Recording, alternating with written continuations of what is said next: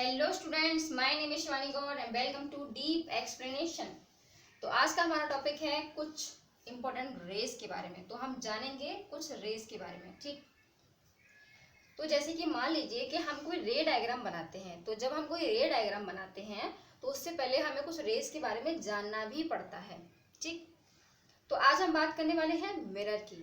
तो मिरर के जो रे डायग्राम्स हैं, है ना, तो उनके बारे में जानने के लिए हमें कौन कौन से रेस के बारे में जानकारी लेनी पड़ेगी, तो वो उस पर आज हम बात करने वाले हैं। तो ऊपर की जो लाइन है उसमें है कॉनकेव मिरर्स, नीचे की लाइन में है कॉन्वेक्स मिरर। ठीक, तो नंबर 1 इमेज से हम बात करते हैं। पहले मैं आपको बता देती हूँ कौन कौन से पॉइंट्स हैं, क्या क्या चीजें हैं। ये है हमारा कॉनकेव मिरर। ठीक, और ये जो लाइन होती है, ये जो लाइन होती है वो लाइन हमारी कहलाती है प्रिंसिपल एक्सिस। प्रिंसिपल नहीं, प्रिंसिपल एक्सिस कहलाती है हमारी ये लाइन। ये है हमारा फोकस पॉइंट और ये है हमारा सेंटर ऑफ कर्वेचर और ये है हमारी एक रे। ठीक, जो कि प्रिंसिपल एक्सिस के पैरेलल है। ये हमारी एक पैरेलल रे है। ओके, तो अब हम बात करते हैं इस पॉइंट के बारे में, नंबर 1 डायग्राम के बारे में। तो मान लीजिए प्रिंसिपल एक्सिस से कोई पैरेलल रे अगर आती है तो कैसे एक्टिविटी करती है। अगर आपको यहाँ से ठीक से समझ में ना आए, स्टार्टिंग का जो मैंने बताया है कि पॉइंट्स ये कहाँ से आए और इन पॉइंट्स को बोलते कैसे, ये कहाँ से पता चला, तो आपको लास्ट वीडियो जाके देखनी पड़ेगी। जहाँ आप लास्ट वीडियो को देखेंगे वहाँ आपको पूरा कंफर्म हो जाएगा कि ये चीज़ क्या है। ओके, तो जब भी कोई पैरेलल रे आती है, ठीक, तो क्या करता है वो, इसकी एक टेंडेंसी होती है, कॉनकेव मिरर की एक टेंडेंसी होती है कि वो क्या करता है, कन्वर्जिंग करता है। कॉनकेव मिरर कन्वर्जिंग करता है। कन्वर्जिंग मतलब फोकस पॉइंट पे जितनी भी रे लाइट आएंगी, जितने भी रे आएंगी, जितने भी पैरेलल रे होंगी, कहीं से भी आ जाए, ठीक, जितने भी रे पैरेलल होंगी वो सब क्या करेंगी, यहाँ पर एक पॉइंट पर मीट करती हैं। सारी की सारी फोकस पॉइंट से होकर निकलती हैं, एक ही पॉइंट पर क्या करती हैं, कन्वर्जिंग करती हैं। ठीक, तो ये पैरेलल एक रे है, तो क्या करेगी, कन्वर्जिंग करेगी। किस पर, वो फोकस पॉइंट से होकर निकलेगी। आज हमें इसमें स्केल का यूज करना पड़ेगा। ठीक, तो हम क्या होगा इसमें, ये एक इंसिडेंस रे आई जो कि पैरेलल रे है और वो क्या करेगी, रिफ्लेक्शन करेगी। कहाँ से, फोकस पॉइंट से होता हुआ, क्योंकि इसकी टेंडेंसी होती है कन्वर्जिंग की। ठीक, तो इसमें एरो लगाना बहुत इंपॉर्टेंट होता है। रे आई, यहां से टकराई और ये कन्वर्ज होकर निकल गई। ओके, तो एरो का इसमें विशेष ध्यान रखना कि एरो जो है वो हमको ठीक से लगाना है। ठीक, अब हम कॉन्वेक्स मिरर की बात कर लेते हैं। कॉन्वेक्स मिरर में ऐसा क्या सीन है, मान लीजिए हमारा कॉन्वेक्स मिरर है। ठीक, कॉन्वेक्स मिरर का आपको पता है कि पीछे वाला जो हिस्सा होता है वो काम का होता है और इसमें आगे वाला हिस्सा काम का होता है। ठीक, नहीं पता है तो आपकी स्टार्टिंग की कुछ वीडियोज हैं रिफ्लेक्शन के, इसी प्लेलिस्ट में, वहां से आप देख लेना, पता चलेगा आपको क्या चीज है। ठीक है, तो यहाँ भी एक पैरेलल रे आ रही है। ओके, तो इसमें हमने क्या देखा, कोई जब पैरेलल रे आती है तो फोकस से होकर निकल जाती है। क्योंकि इसकी जो टेंडेंसी होती है वो कैसे होती है, कन्वर्जिंग टेंडेंसी होती है। ठीक, कन्वर्स करता ही है। अब कॉन्वेक्स मिरर की भी एक टेंडेंसी होती है कि वो डाइवर्जिंग होता है। डाइवर्जिंग क्या होता है कि भाई जो इसकी जो फोकस पॉइंट है ना वो उससे दूर भागता है, जो लाइट है ना वो स्प्रेड आउट होती है, तितर बितर होती है। तो इसका डायग्राम हम कैसे बनाएंगे, तो वो इस तरीके से बनेगा। इसमें भी हमको इसका यूज करना ही पड़ेगा। यहाँ से तो हम पॉइंट पॉइंट करके दिखाएंगे और यहाँ से ये ऐसे करके निकल जाएगी बाहर की साइड में। ये क्या करती है, स्प्रेड आउट करती है। ये फोकस से दूर भागती है, ये फोकस के पास नहीं जाती, फोकस से होकर नहीं जाती, ये फोकस से ही दूर भागती है। ठीक, अगर कोई पॉइंट इस तरीके से आई कोई लाइट और वो इस तरीके से निकल जाएगी। ओके, अब हम बात करते हैं अपने सेकेंड डायग्राम के बारे में। सेकेंड डायग्राम में हमारा क्या है, ये हमारा कॉनकेव मिरर है। ओके, अब बाकी आपको बता दिया इस लाइन में हमने। अब मान लीजिए कोई रे है जो कि फोकस पॉइंट से आई है, फोकस पॉइंट से होती हुई एक रे आई है, तो वो कहाँ जाके निकलेगी? अब लास्ट डायग्राम देखिए, पहले तो कहाँ से निकली? फोकस से। तो लाइट टेंडेंसी होती है, लाइट की क्या टेंडेंसी? लाइट से आती है, क्या होता है इसमें? क्या है कि अगर लाइट पैरेलल है, अगर कोई रे है जो कि पैरेलल आई है, तो वो रिफ्लेक्ट होगी कहां से? फोकस से। और अगर कोई लाइट फोकस से आई है तो क्या होगी? रिफ्लेक्ट होगी पैरेलल। समझ में आया कुछ? ये यहां से आई और यहां निकल गई। अब ये फोकस से आई तो कहां निकलेगी? बताते हैं आपको कहां से निकलेगी। ये निकलेगी यहां से, प्रिंसिपल एक्सिस के पैरेलल। आई बात समझ में? ठीक। अब हम बात करते हैं किसकी? कॉन्वेक्स मिरर की। कॉन्वेक्स मिरर में क्या सीन है? अब आपको अच्छे से दिखाई दे रहा है कि ये फोकस पर आई तो कहां से जाएगी? जब फोकस पर आई तो कहां से जाएगी? पैरेलल जाएगी, सेम।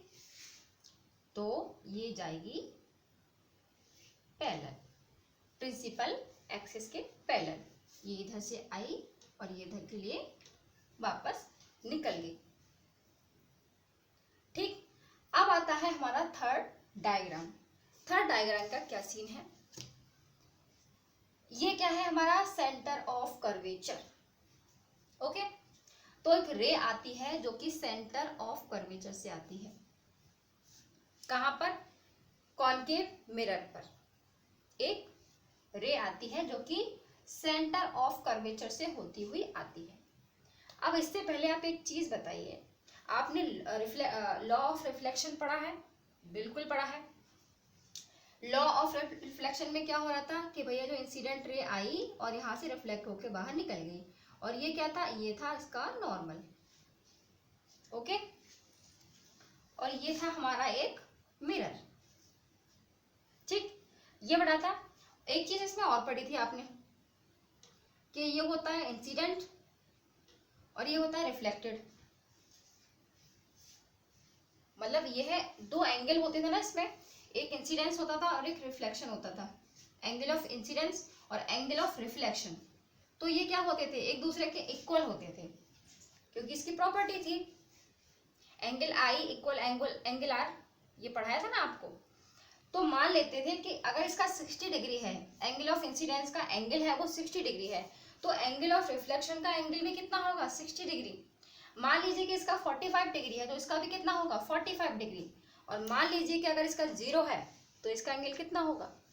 0, क्योंकि ये दोनों एक दूसरे के इक्वल होते हैं, तो इनके एंगल्स भी क्या होंगे? इक्वल होंगे। ओके, इतनी बात समझ में आ गई। अब मान लीजिए इसमें क्या होता है? लाइट की टेंडेंसी होती है कि जिस रास्ते लाइट आती है अब वो लाइट जो है वो उसी रास्ते वापस भी हो जाती है। अब मान लीजिए कि इस रास्ते लाइट आई, कहां पर? एक परपेंडिकुलर लाइट अगर आती है तो वापस कैसे होगी? भाई अगर लाइट इधर आई है तो वापस भी तो इसी रास्ते होगी। एंगल ऑफ इंसिडेंस जब आई और एंगल ऑफ रिफ्लेक्शन जब चली गई तो क्या होगा? 0 होगा, क्योंकि जिस रास्ते आई और उसी रास्ते वो चली गई। ठीक है। एक और समझिए, ये नॉर्मल है यानी परपेंडिकुलर है मिरर पर। एक और समझिए, दूसरा क्या है? जैसे कि कोई स्फीयर है, कोई एक स्फीयर है। अगर आप सेंटर से कोई पॉइंट, कोई स्फीयर है या कोई सर्किल है, इससे आप क्या करते हैं? कोई सेंटर से एक पॉइंट लेते हैं और वो क्या करते हैं? जोड़ते हैं ऊपर की तरफ। तो आपने एक पॉइंट लिया और यहां पर जोड़ दिया, तो ये पॉइंट क्या है? इस पर क्या है? ये परपेंडिकुलर है। ठीक। और अगर इस पर कोई लाइट आती है तो कैसे कैसे वर्क करेगी? अगर कोई लाइट आई, अगर कोई लाइट भी आई तो वापस वो कहां से जाएगी? वो इधर से ही तो वापस आएगी। तो एंगल कितना बना? 0, क्योंकि जिस रास्ते आई और वो उसी रास्ते लौट गई। तो इसको हम क्या मानेंगे, एक नॉर्मल मानेंगे इसको और इसको, क्योंकि ये क्या है, परपेंडिकुलर है ना, सेंटर से परपेंडिकुलर है ना। दोनों देखिए कि दोनों ही सेंटर से क्या है, परपेंडिकुलर है। अब इस डायग्राम को आप देखिए, ये तो सेंटर से आने वाली रे है ना, तो ये भी तो परपेंडिकुलर है लाइक नॉर्मल। तो क्या होगा, अब मुझे खुद बताइए क्या होगा एंगल, एंगल इसका होगा 0। अगर आपसे पूछता है कोई कि एंगल 0 कब होगा, तो आप बोलना कि जब कोई रे सेंटर ऑफ कर्वेचर से आके गिरती है, तब एंगल 0 हो जाता है। ऐसे ही देख लीजिए आप इस वाले में भी वही है, सेंटर ऑफ कर्वेचर से आई है, तो ये क्या होगा, नॉर्मल। एंगल क्या होगा, 0। जिस रास्ते लाइट आई और उसी रास्ते लाइट वापस चली गई। ठीक, आया समझ में? आई थिंक आपको ये क्लियर हो गया होगा कि इसको हमने एंगल ऑफ, इसका एंगल 0 क्यों हुआ। ठीक है, अब आता है फोर्थ पॉइंट।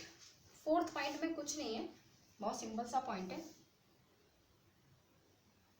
ठीक, सिंपल सा पॉइंट क्यों है, अब आप ये मान लीजिए कोई लाइट रे आई, इंसिडेंस रे, और ये रिफ्लेक्ट होकर ऐसे निकल गई।